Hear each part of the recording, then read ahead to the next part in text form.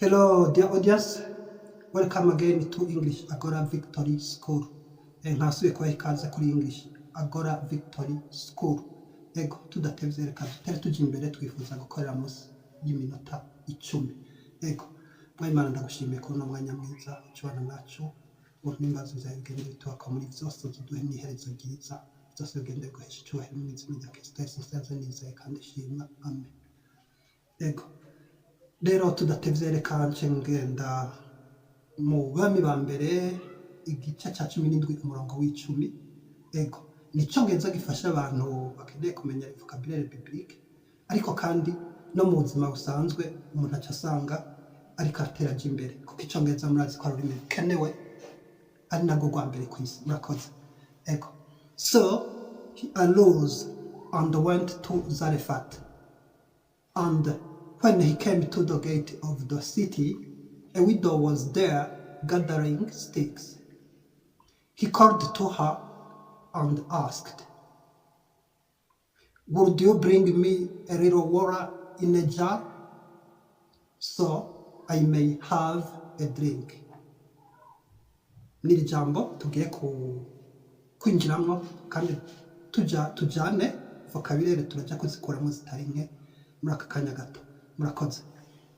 Turahera ngaha rero ngo so he arose and went to Zarephath.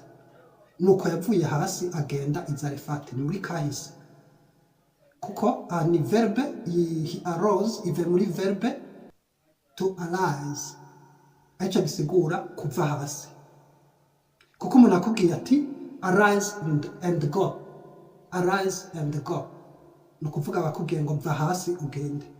Niho rero bavuze ngo he arose and went to Zarephath, nukuvuga ngo yarahagurutse agenda i Zarephath. Kubera went ive muri verbe to go, ariko went iri muri the past, kuko yaba ari muri present bacha bavuga ngo he goes, ariko ni he went kubera ari kahise. Urumva rero yaravuye hasi acagenda i Zarephath, kuko went ive muri the verb to go, ariyo ari mu gifaransa. Murakoze. Ariko to arise nayo ni soleve, nivyo kuva hasi. Cyo tubandanya kandi hakavuga ngo and when he came to the gate of the city. Ni naco gisigura cyo kimwe na and when he arrived at the gate of the city. Bisigura cyo kimwe. When he arrived at the gate of the city bisigura ngo when ni ka igihe yarashitse kwirembo ry'igisagara. Came na ive muri the verb to come, ariyo venir, kuza. Nuko igihe yarashitse kwirembo ry'igisagara. A widow was there gathering sticks. Une veuve était là en train de collecter le bois de chauffage. Sticks ni bois de chauffage. Sticks ni kijya twita inkwi mu Kirundi, udukwi. He was gathering, to gather ni kwegeranya. Rero yariko yegeranya udukwi. She was gathering sticks for cooking. To cook ni guteka. For cooking food, kugira ashobore guteka indya. Nivyo uwo mupfakazi. Widow twarakibonye no muri lessons heruka yuko ari umupfakazi. Widow umupfakazi w'umugore, widowa umupfakazi mu gihe ari umugabo. Nivyo hamera cyo tubandanya kandi he called to her and asked. Yaramuhamagaye aramubaza.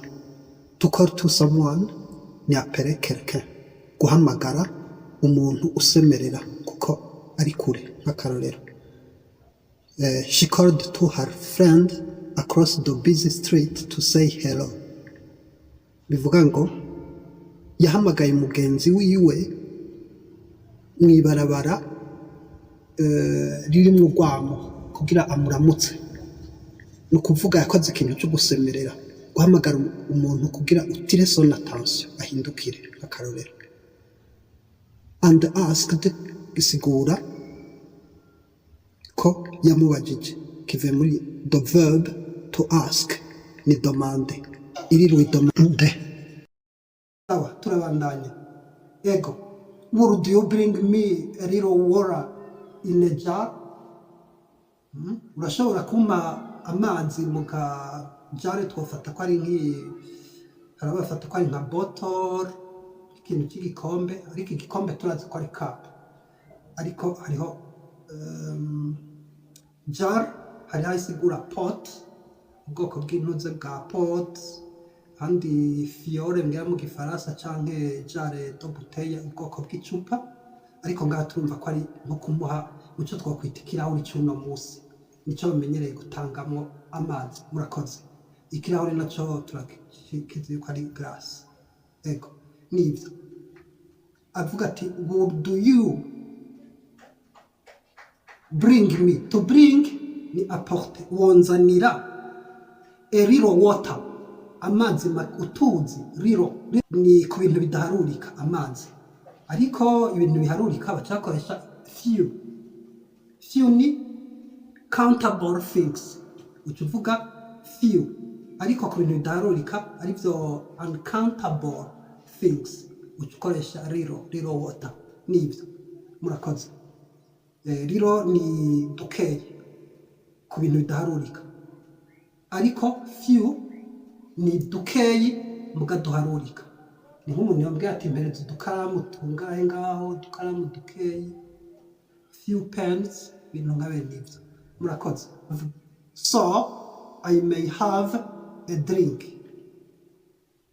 gisigura ngo afin que je boive, to drink ni kunywa, ariko a drink ni nk'ikintu cy'ikinyobwa, kirya kintu ugiye kunywa. Ego nivyo oreso y'uno munsi dukuyemo, nuko hagiye Imana yakuba ari ikintu ukawuzi neza ko ari yavuze wo cyizera, ko vyari bigoye ko mu gihe ca Eliya yari kwibaza yuko bishoboka ivy'Imana imubariye yataba yayemera yuko ikomeye, yuko itabesha, kuko vyari ibihe bigoye, vyari bigoye kuronka ubuhungiro. Ariko Imana rero yakurangiye ikintu, niyo wowe umenga ntigishoboka n'abantu bakagutera ntibagutera intege, bakakwirandisha, komeza ubandanye ugende kuko birashoboka. Nico kigwa mu kigwa cy'uno munsi, niyo reso dukuyemo. Ndabasabye ko mwandanya mugira subscribe, s'abonner, bivana n'ururimi mukoresha, share, like na commentaire kugira tumenye ivyo dukwiye guhindura. Nkaba ndabashimiye, murakoze. Naho hanyuma ariko reka dusenga Imana. Imana ndagushimiye ko n'umwanya mwiza, none rero ijambo ryawe ridukomeze kandi icyo twiteze ko muri ino si uzugenda ukituronkako, mu izina rya Kristo Yesu nsenze nizeye kandi shima. Amen.